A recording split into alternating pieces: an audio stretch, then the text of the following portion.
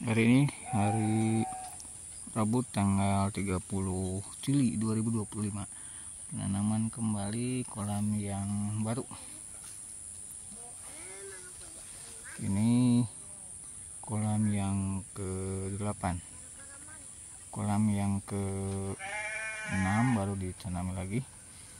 Itu rumput-rumputnya mestinya dibersihkan, tapi belum sempat.